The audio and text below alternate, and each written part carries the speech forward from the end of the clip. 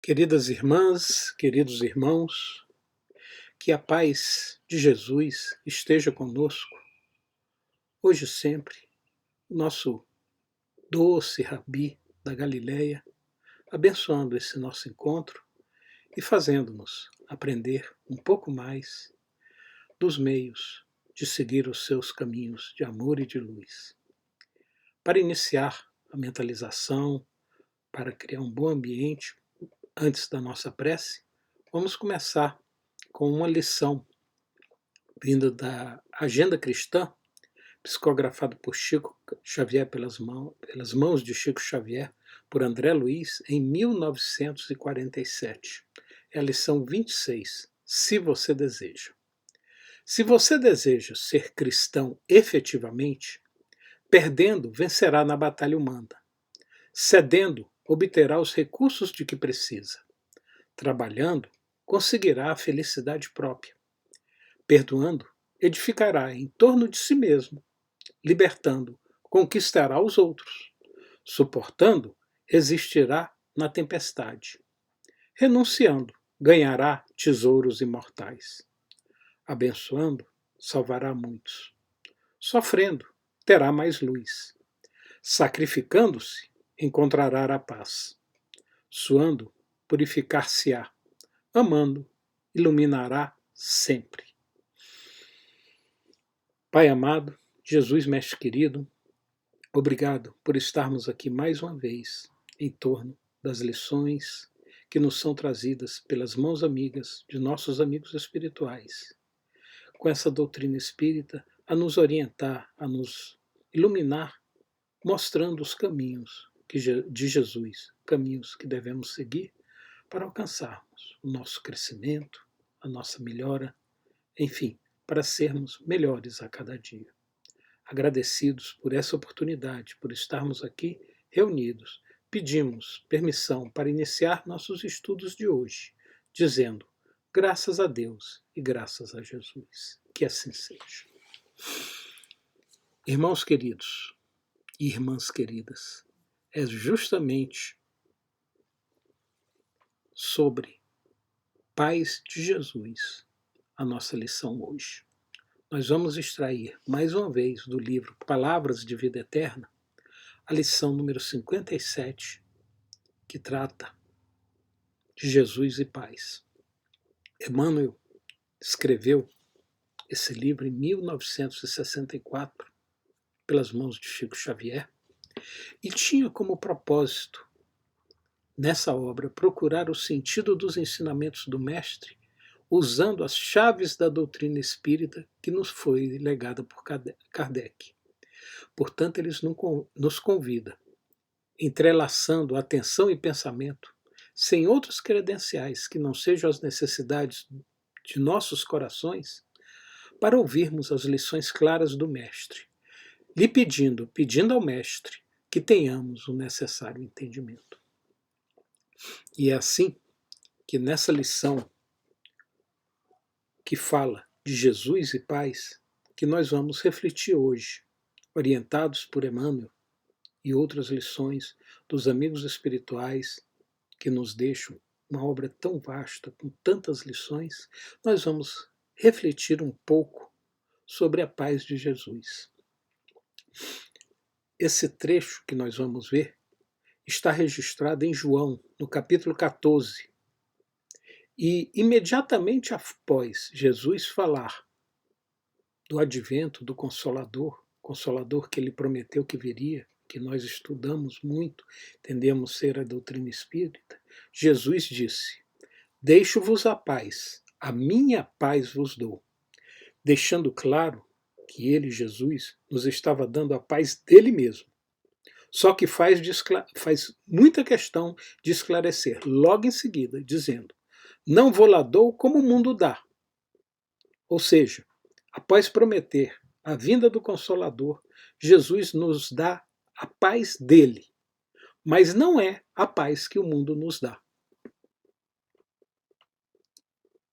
Isso nos dá um belo material para reflexão. E é aí que Emmanuel nos orienta, dizendo, na sua lição 57, do livro que nós estamos estudando, Palavras de Vida Eterna, o que seria essa paz e como buscá-la em nossas vidas, já que é uma paz que nos foi dada por Jesus, ou seja, que grande presente que nós recebemos. E Emmanuel, para nos orientar, fala um pouco e diz que a paz do mundo costuma ser preguiçosa e rançosa. É a primeira coisa que ele diz na lição.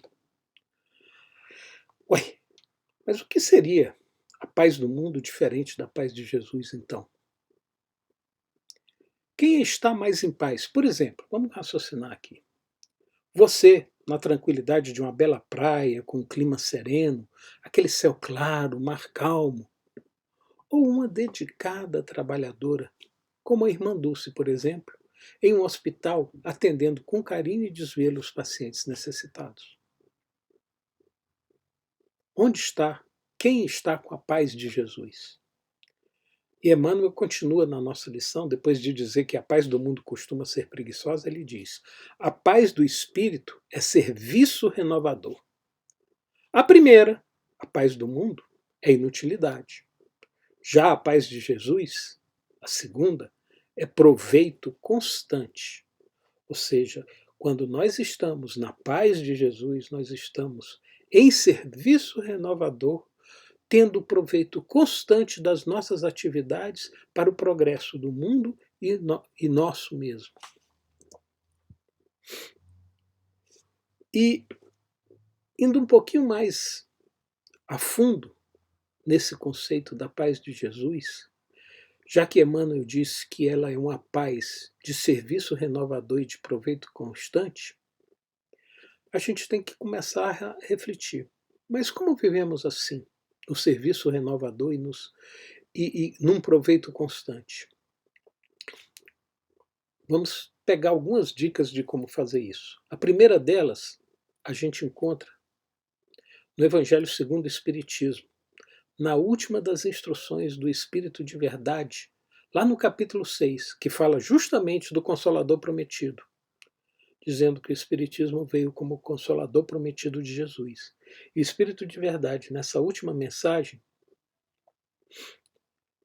ele nos diz, com muita precisão, tomai por lema estas duas palavras, devotamento e abnegação, e sereis fortes, pois elas resumem todos os deveres que a caridade e a humildade vos impõem. Ou seja, temos duas palavras, duas posturas, devotamento e abnegação. Adotando essa postura, nós estaremos justamente resumindo em nós, em nossas atitudes, já que é a nossa postura, todos os deveres que a caridade e a humildade nos impõem, conforme a orientação do Espírito da Verdade.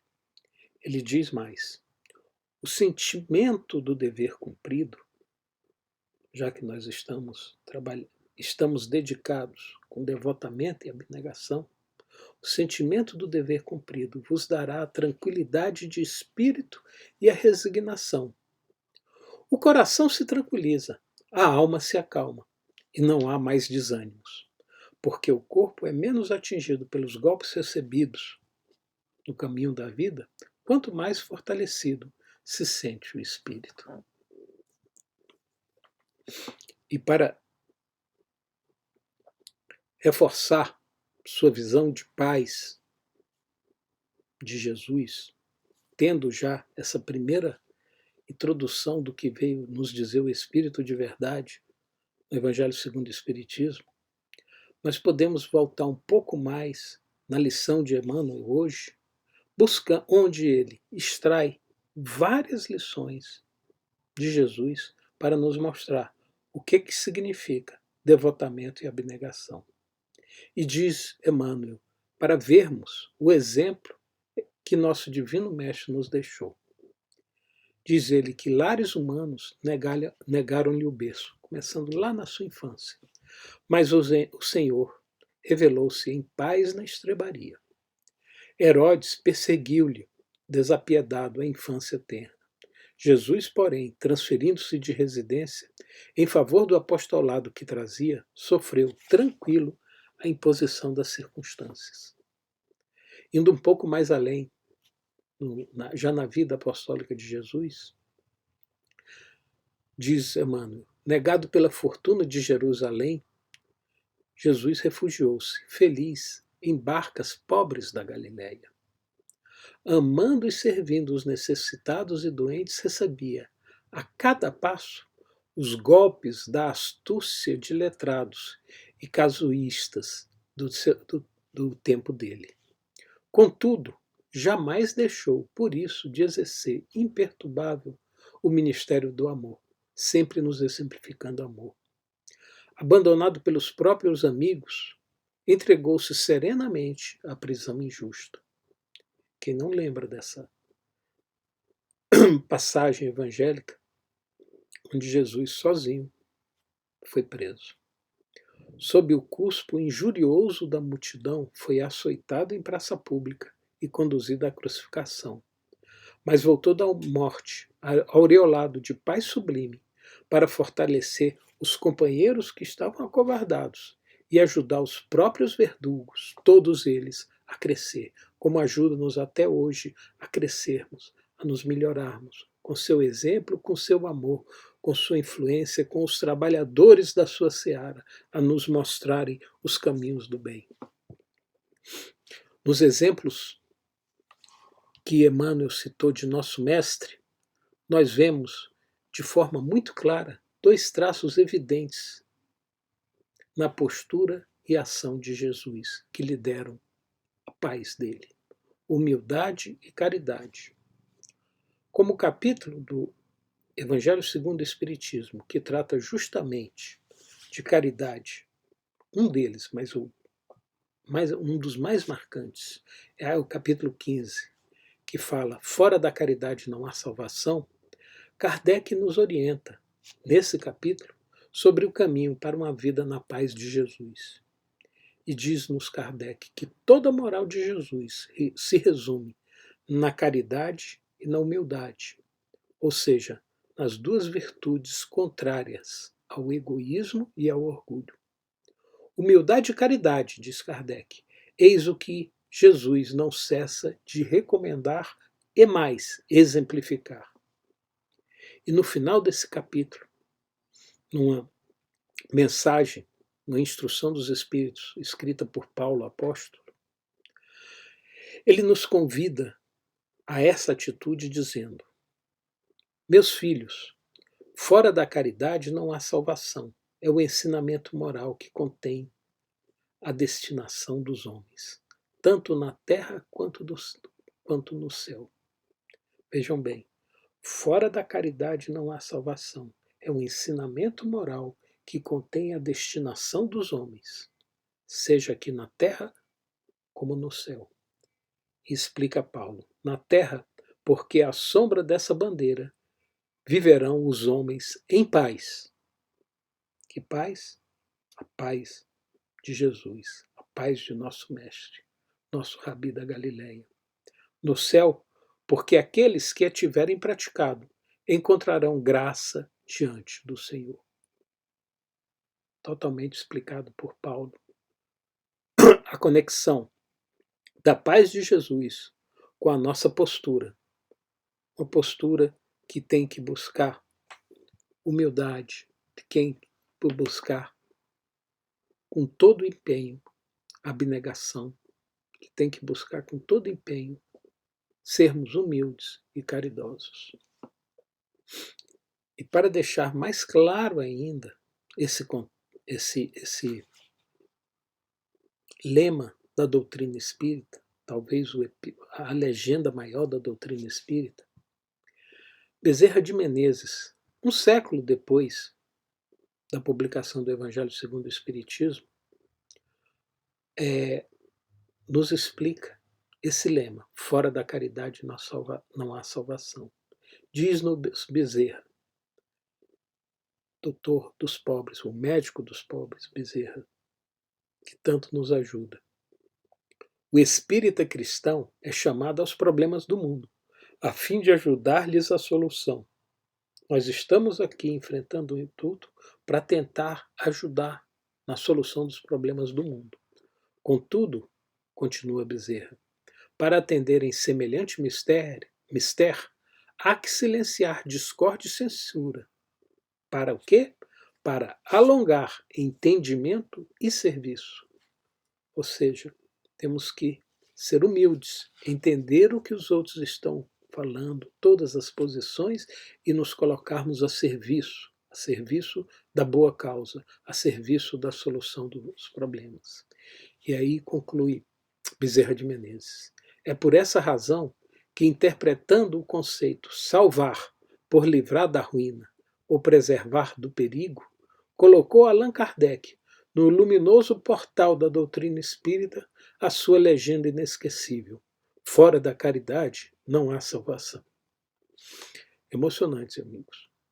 Você pensar que Kardec, há quase 200 anos, interpretando as nossas necessidades, nos deu o lema que Jesus, há 2000 anos, vem pregando: sejamos caridosos. Fora da caridade não teremos salvação. Ou seja, não nos livraremos da nossa ruína espiritual, não nos livraremos dos perigos que a vida nos traz. E assim ficaremos constantemente num ciclo de reencarnações, onde mais estamos pela dor do que pelo amor, tentando aprender. E como é melhor aprender pelo amor? E o amor é, quando em ação, a caridade. Toda vez que estamos praticando a caridade, em qualquer circunstância, no lar, no trabalho, nas esquinas, sim, nos nossos momentos de trabalhos sociais, nas nossas casas de oração, aqui praticando a caridade, nós estaremos com o amor em ação.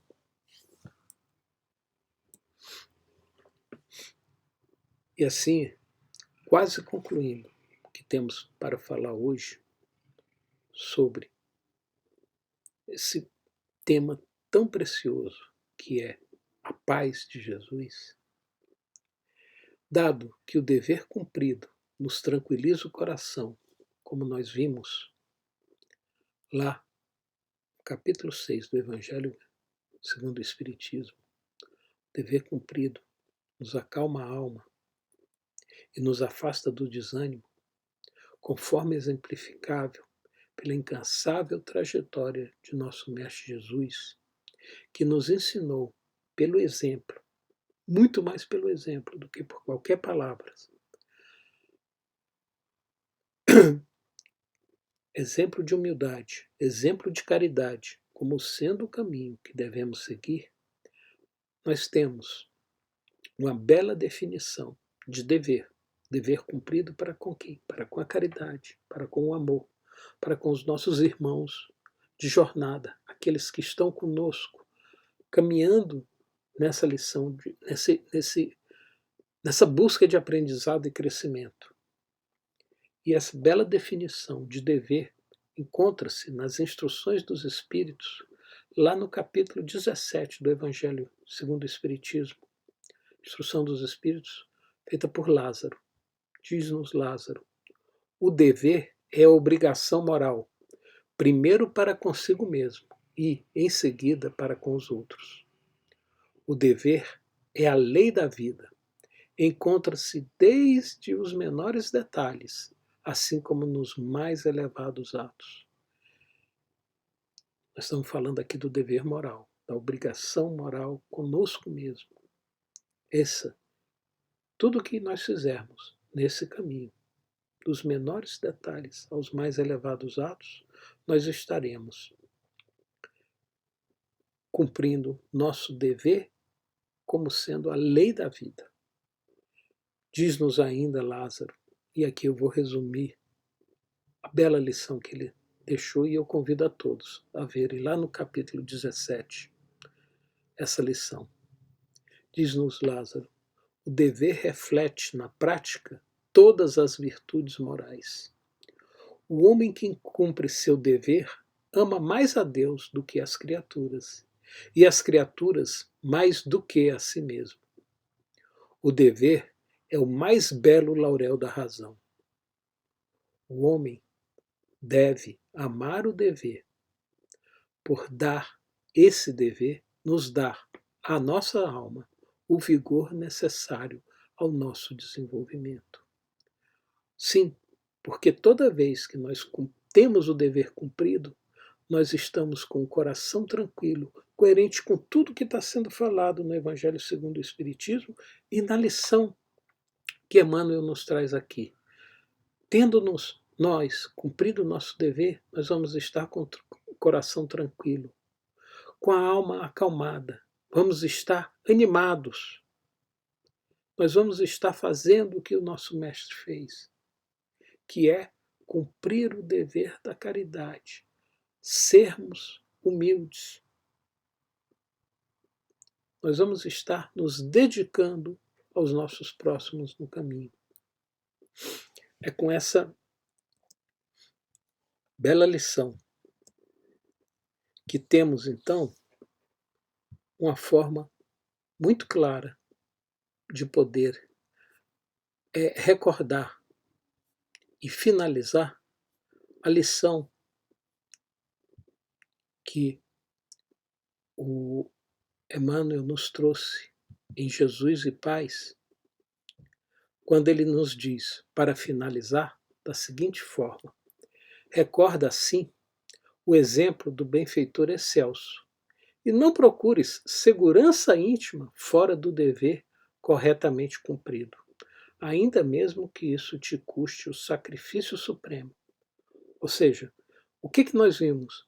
Que o mestre deu vários exemplos, e esses exemplos de nosso mestre maior nos levam a não procurar segurança íntima fora do dever corretamente cumprido. Nós só teremos a nossa segurança com o dever íntima de nós mesmos quando tivermos com o nosso dever corretamente cumprido. E finaliza Emmanuel dizendo que a paz do mundo quase sempre é aquela que culmina com o descanso dos cadáveres a se dissociarem na inércia. Mas a paz do Cristo é o serviço do bem eterno em permanente ascensão. Repito, a paz do Cristo é o serviço do bem eterno em permanente ascensão. Quantas lições, quantos aprendizados, como podemos crescer adotando a paz do Mestre como nosso lema de vida, procurando sempre estarmos ligados na abnegação, estarmos ligados no devotamento, ou seja, resumindo em nós, em nossa postura, todos os deveres da caridade e da humildade. Assim, irmãos, agradecidos demais por estarmos aqui, aos mentores espirituais da nossa casa de oração, nosso querido Humberto de Campos, e aos nossos mentores espirituais em geral, por esses momentos de paz, de luz, paz de Jesus. Nós podemos finalizar esses estudos de hoje agradecendo com uma prece, dizendo: Pai amado, Jesus Mestre querido, permita-nos desenvolver em nós, Jesus, a sua paz